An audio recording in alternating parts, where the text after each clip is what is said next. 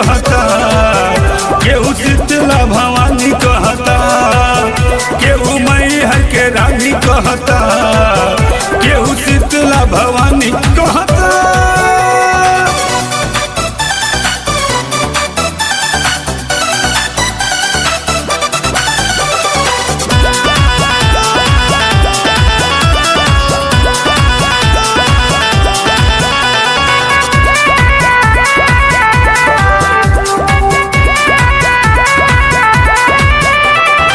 महिमा अपार बाटे, हाथे कटार बाटे, रूपवा अजब सुहाला हो।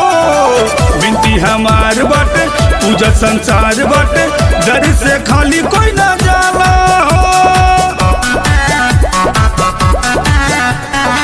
महिमा अपार बाटे, हाथे कटार बाटे, रूपवा अजब सुहाला हो।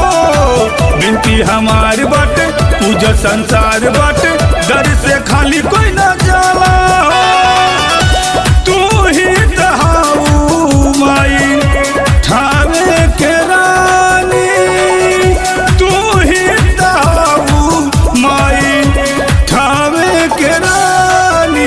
केहू काली महाकाली कहता, केहू लेहरा के रानी कहता, केहू शीतला भवानी कहता, केहू माई से रवाली कहता।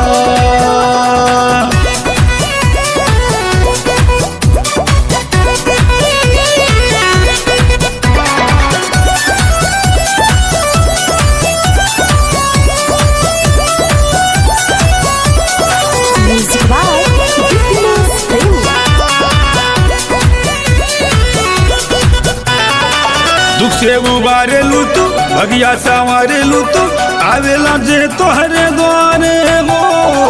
मन में विश्वास बाटे, तोहरा पे आस बाटे, बानी हम तोहरे सहारे हो।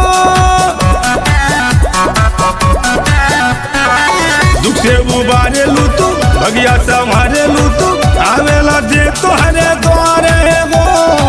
मन में विश्वास बाटे, तोहरा पे आस बाटे, बानी हम तोहरे सहारे हो।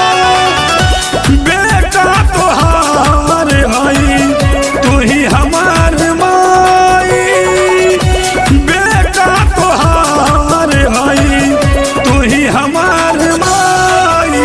केहू काली महाकाली कहता, केहू शीतला भवानी कहता, केहू काली महाकाली कहता, केहू शीतला भवानी कहता।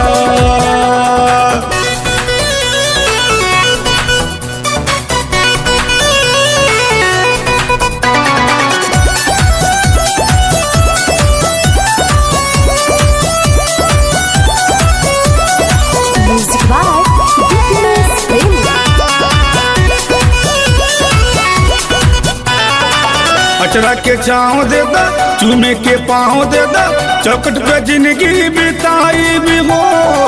पांडे मनोज जी से, बबलू दिनेश जी से, राउर पचरा गवाई भी हो। अचरा के छाँव देदा, चूमे के पाँव देदा, चौकट पे जिंदगी बिताई भी हो। पांडे मनोज जी से, बबलू दिनेश जी से, राउर भजन गवाई भी हो। मैयों के माई तू ही जग के सहाई। मैयों के माई तू ही जग के सहाई। केहू काली महाकाली कहता, केहू शीतला भवानी कहता, केहू काली महा